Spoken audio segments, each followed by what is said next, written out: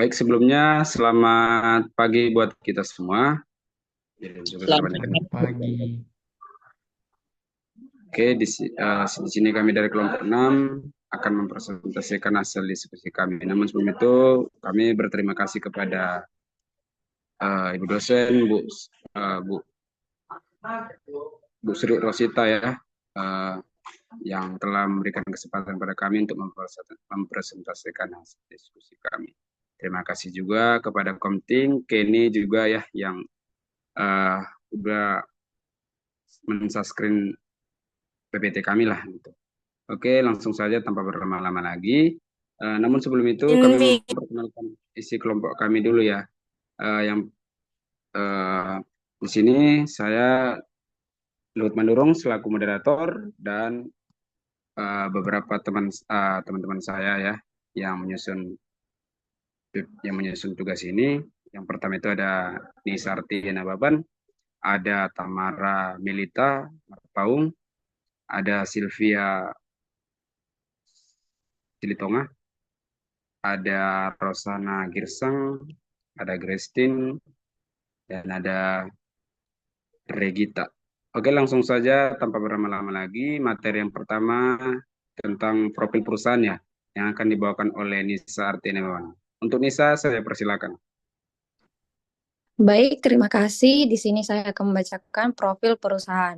Nah, profil perusahaannya terdiri dari nama perusahaannya itu PT Pertamina Persero Murni Surabaya, Industri Jasa Eksplorasi Minyak dan Jasa dan Gas, lokasi di Jalan Monokromo nomor 88 Kota Surabaya, Jawa Timur. Visinya menjadi perusahaan energi nasional kelas dunia dan misinya menjalankan usaha minyak, gas, serta energi baru dan terbarukan secara terintegrasi berdasarkan prinsip-prinsip komersial yang kuat. Baik, terima kasih. Materi selanjutnya akan dijelaskan oleh teman saya. Baik, terima kasih. Saya akan menjelaskan tentang metode identifikasi talenta yang digunakan pada PT Pertamina Mor 5 Surabaya. PT Pertamina Persero Mor 5 Surabaya menggunakan beberapa metode dalam mengidentifikasi talenta karyawan mereka sebagai bagian dari sistem manajemen talenta. Salah satu metode yang sering digunakan adalah assessment center. Metode ini memungkinkan evaluasi yang komprehensif terhadap kinerja karyawan melalui serangkaian simulasi pekerjaan atau kegiatan yang relevan dengan tugas-tugas perusahaan. Yang pertama, pengertian metode assessment center. Metode assessment center adalah metode komprehensif yang melibatkan berbagai kegiatan, termasuk simulasi dan role play, untuk menilai potensi individu.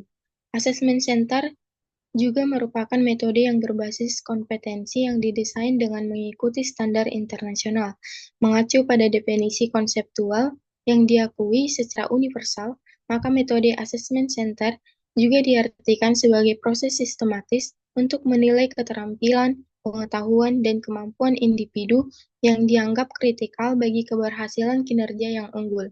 Assessment Center sebagai metodologi merupakan evaluasi terstandar mengenai perilaku individu dengan menggunakan beragam simulasi dan instrumen tes perilaku. Melalui beragam materi tes, instrumen evaluasi kepribadian dan wawancara, para asesor yang terlatih melakukan observasi terhadap perilaku para peserta asesmen, dan kemudian memberikan penilaian akhir kepada asesmen serta umpan balik baik pengembangan. Hasil nilai asesmen dan umpan balik diharapkan akan memberikan sumbangan berharga bagi peningkatan mutu pegawai. Yang kedua, ada karakteristik metode assessment center. Yang pertama itu, assessment center dirancang berkaitan dengan kompetensi atau dimensi suatu jabatan tertentu. Yang kedua, menggunakan berbagai simulasi yang mencerminkan tingkah laku yang menjadi prasyarat jabatan yang akan diduduki. Observasi perilaku atau kompetensi asesi atau peserta asesmen didasarkan beberapa simulasi, minimal 2, yang didesain untuk mengukur dimensi atau kompetensi yang sama dengan tujuan untuk mengeliminasi kesalahan pengukuran. Yang karakteristik yang ketiga yaitu suatu kegiatan asesmen diikuti oleh 5-6 orang ACC yang harus mengikuti semua simulasi atau exercise yang sama dalam 2 atau 3 hari kegiatan asesmen. Setiap ACC akan diobservasi atau dievaluasi oleh sekurang-kurangnya 2 asesor. Yang keempat, setiap asesor harus menerima pelatihan yang baik dan mampu melakukan garis-garis pedoman kinerja penilai sebelum berpartisipasi dalam sebuah assessment center. Yang kelima, beberapa prosedur sistematis harus digunakan oleh asesor untuk mencatat secara akurat pengamatan terhadap perilaku spesifik pada saat kejadian. Yang keenam, asesor harus mempersiapkan beberapa laporan atau catatan hasil pengamatan yang dibuat pada setiap simulasi atau latihan untuk dipakai sebagai bahan diskusi bersama para penilai. Yang ketujuh, hasil akhir asesmen ditentukan melalui data integritas seluruh bukti perilaku yang menghasilkan konsensus di antara asesor. Yang kedelapan, penggabungan hasil pengamatan atau observasi perilaku harus didasarkan pada pengumpulan informasi yang didapat dari teknik penilaian selama simulasi atau exercise berlangsung, bukan dari informasi yang tidak relevan dengan proses penilaian. Dan karakteristik yang terakhir, yaitu yang kesembilan, yaitu setiap individu dievaluasi berdasarkan kriteria atau standar yang telah ditentukan dengan jelas, bukan dibandingkan satu sama lain. Baik, selanjutnya akan dijelaskan oleh teman saya. Baik, terima kasih. Selanjutnya saya akan menjelaskan jenis pelatihan dan simulasi yang digunakan di Manajemen Assessment Center pada PT Pertamina Persero. Pada PT Pertamina Persero Mor 5 Surabaya. Yang pertama yaitu Investigate Exercise. Instrumen ini merupakan simulasi dari situasi nyata yang dihadapi pegawai dalam menjalankan tugas sehari-hari. Bentuk dari simulasi ini adalah kumpulan memo atau dokumen kerja yang harus direspon oleh para peserta asesmen. Yang kedua, group discussion. Kegiatan ini merupakan diskusi di mana masing-masing peserta diminta untuk membahas suatu masalah guna mencapai konsensus bersama. Yang ketiga, case analysis. Dalam kegiatan tes ini, para peserta diberi suatu materi permasalahan. Para peserta asesmen diminta untuk menganalisa permasalahan tersebut dan juga diminta untuk membuat solusi dari pemecahannya. Yang keempat, presentation. Dalam kegiatan ini, para peserta diminta untuk menyampaikan presentasi. Bahan yang digunakan untuk presentasi ini adalah laporan yang telah ditulis peserta dalam kegiatan case analysis. Yang kelima, test of creative thinking. Dalam kegiatan ini, para peserta asesmen diberi satu set pertanyaan yang mencakup berbagai situasi. Para peserta diminta untuk memberikan respon kreatif untuk menangani situasi tersebut. Yang keenam, behavioral event interview. Dalam kegiatan behavioral event interview, para asesor akan mengajukan pertanyaan yang berbasis perilaku kepada asesi. Nah, pertanyaan itu akan berfokus pada kejadian kritikal di masa lalu yang menyangkut pekerjaan dan pernah dialami oleh asesi. Yang ketujuh, wawancara 360 derajat. Dalam kegiatan ini, asesor akan melakukan wawancara dengan atasan, rekan kerja, dan bawahan para asesi. Pertanyaan yang akan diberikan akan difokuskan pada kinerja dan integritas asesi. Yang kedelapan, role play merupakan simulasi di mana para asesi akan dihadapkan pada situasi tertentu. Misalnya, berhadapan dengan bawahan yang bermasalah atau dengan klien yang tidak kooperatif. Yang kesembilan, personality test. Melalui instrumen ini, para asesi diminta untuk mengisi kuesioner berupa tes kepribadian yang mengukur beragam tipe kepribadian, tingkat kecerdasan emosi, minat untuk berprestasi, dan lain-lain. Dalam hal ini, Management Assessment Center (BPKP) telah menggunakan instrumen Personality Test Elektronik, yaitu PAPI, dari PA Cubix dan IISD Insight. Selanjutnya, manfaat Assessment Center. Manfaat dilakukannya metode Assessment Center pada PT Pertamina Persero yang merupakan suatu metodologi untuk menilai atau mengevaluasi perilaku pegawai dalam pekerjaan, sehingga hasil dari proses assessment center dapat digunakan dalam strategi pengembangan sumber daya manusia suatu organisasi. Manfaat yang dapat digunakan dari hasil assessment center antara lain, yang pertama yaitu memperoleh kriteria yang jelas untuk suatu jabatan tertentu. Yang kedua, mengidentifikasi kader-kader pemimpin melalui suatu metode yang memiliki akurasi dan objektivitas yang dapat diandalkan. Yang ketiga, menghasilkan strategi dan tindakan pengembangan yang spesifik dan terencana bagi pegawai. Yang keempat, mengidentifikasi kebutuhan pengembangan manajerial pegawai. Nah, manfaat yang diperoleh dari assessment center tersebut dapat digunakan oleh pimpinan organisasi sebagai salah satu sarana atau alat pengambilan keputusan yang berkaitan dengan sumber daya manusia seperti rekrutmen, promosi, mutasi, dan pengembangan karir pegawai. Nah, untuk materi selanjutnya akan dibawakan oleh Tes. Baik, saya akan menjelaskan tentang tahapan-tahapan pembuatan dari sistem informasi talent management. Yang pertama yaitu deskripsi sistem. Sistem informasi talent management dibuat agar memudahkan dalam integrasi data-data seluruh pegawai PT Pertamina yang berkaitan dengan data pengembangan pegawai, di mana sebelumnya masih menggunakan cara rekap manual untuk mengintegrasi data-data yang dibutuhkan karena banyaknya sumber data yang bervariasi, sehingga diperlukannya waktu yang cukup lama untuk melakukan hal tersebut, menyebabkan sangat rendahnya tingkat efisiensi dan efektivitas dengan cara tersebut. Maka dengan adanya sistem informasi talent management, diharapkan mampu memudahkan dalam mengintegrasi data-data pengembangan diri seluruh pegawai, sehingga kinerja pegawai dapat lebih efektif dan efisien. Sistem informasi talent management berisikan informasi yang terintegrasi berkaitan data pengembangan diri pegawai, seperti informasi mengenai karakter dan minat dari pegawai. Yang kedua yaitu deskripsi fungsional. Pembuatan sistem informasi ini bertujuan untuk memudahkan dalam pengambilan keputusan dalam menentukan pengembangan diri karyawan, kenaikan jabatan, dan mutasi pegawai, karena output yang dihasilkan dari sistem informasi talent management ini berisikan tentang informasi lengkap mengenai data diri serta data pengembangan karyawan tersebut. Materi selanjutnya akan dijelaskan oleh teman saya. Baik, saya akan menjelaskan tentang kelebihan metode Assessment Center di PT Pertamina Persero Surabaya. 1. Evaluasi komprehensif.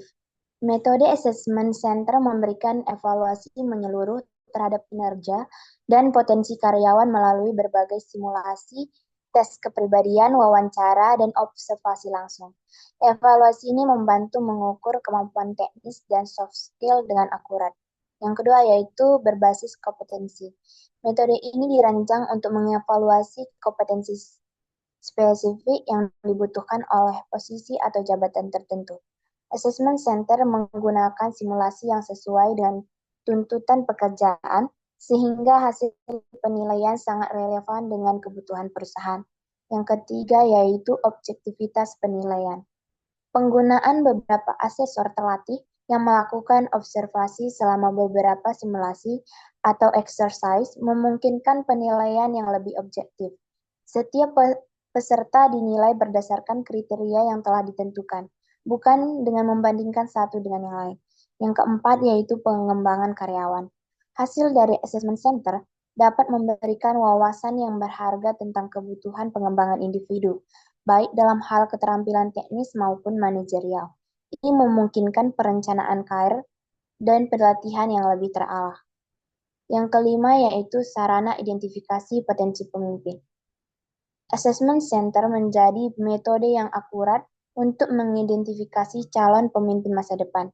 Dengan berbagai simulasi kepemimpinan dan tes kepribadian, perusahaan dapat menemukan individu yang memiliki potensi untuk memimpin dalam organisasi. Yang keenam yaitu pengambilan keputusan yang tepat. Data yang diperoleh dari Assessment Center dapat digunakan oleh manajemen dalam membuat keputusan strategis terkait promosi, rotasi jabatan, dan perencanaan suksesi. Hal ini meminimalkan risiko kesalahan dalam pengambilan keputusan terkait sumber daya manusia. Yang ketujuh yaitu penggunaan teknologi modern. PT Pertamina menggunakan alat seperti Personality Test Elektronik atau PAPI dan DAISC Insight yang memberikan evaluasi psikologis yang lebih modern dan efisien. Hal ini meningkatkan kualitas penilaian terhadap potensi dan karakter pegawai. Baik, selanjutnya akan dijelaskan oleh teman saya. Baik, kekurangan metode Di sini saya akan menjelaskan kekurangan dari metode asesmen center di persyaratan saya. Yang pertama ada waktu yang dibutuhkan. Proses assessment center memakan waktu yang cukup lama, umumnya berlangsung selama 2-3 hari. Durasi yang panjang ini bisa menjadi beban bagi perusahaan karena memerlukan alokasi waktu dan sumber daya yang signifikan. Yang kedua, biaya tinggi. Pelaksanaan assessment center memerlukan biaya yang cukup besar, terutama untuk melibatkan asesor profesional, penyediaan alat tes, serta penggunaan fasilitas yang memadai. Ini bisa menjadi kendala terutama bagi organisasi yang memiliki anggaran terbatas. Yang ketiga, tingkat stres peserta. Beberapa peserta mungkin merasa tertekan dengan berbagai simulasi dan observasi intensif yang bisa mempengaruhi performa mereka selama asesmen. Tekanan ini dapat menghasilkan penilaian yang kurang akurat, terutama jika karyawan tidak dapat menunjukkan potensi terbaiknya. Yang keempat, ada kesulitan dalam menjaga konsistensi. Meskipun metode ini melibatkan beberapa asesor, tetap ada kemungkinan perbedaan interpretasi antara asesor terhadap perilaku peserta. Hal ini bisa menimbulkan inkonsistensi dalam hasil penilaian jika tidak dikelola dengan baik. Yang kelima, subjektivitas penilaian. Walaupun assessment center dirancang untuk objektif, beberapa aspek penilaian tetap bergantung pada observasi asesor, seperti dalam wawancara berbisnis perilaku dan simulasi role play. Ini dapat memunculkan potensi bias subjektif dalam penilaian. Yang keenam, ada terbatas dalam mengukur potensi jangka panjang. Assessment center biasanya fokus pada pengukuran kemampuan yang dapat terlihat dalam simulasi jangka pendek. Kemudian, kemampuan seperti inovasi jangka panjang atau kepemimpinan strategis yang baru berkembang seiring waktu mungkin tidak sepenuhnya terungkap melalui simulasi singkat. Yang ketujuh, keterbatasan penggunaan teknologi. Meskipun telah menggunakan teknologi modern dalam tes kepribadian atau PAPI dan DISC, belum tentu semua peserta familiar dengan alat-alat digital ini. Kurangnya keterampilan dalam menggunakan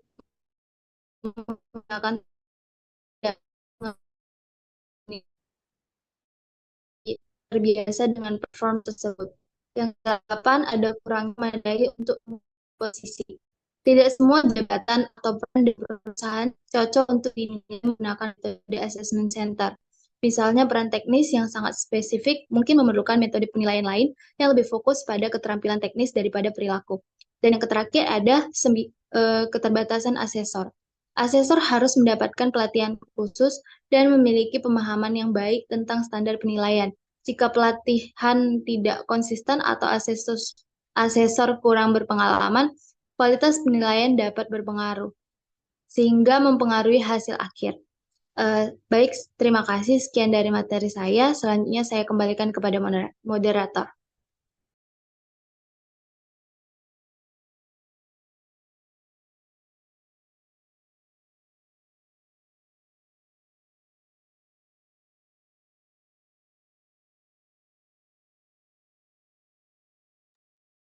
Oke, baik. Terima kasih ya pada pembawa materi hari ini. Luar biasa materi yang dibawakan ya teman-teman.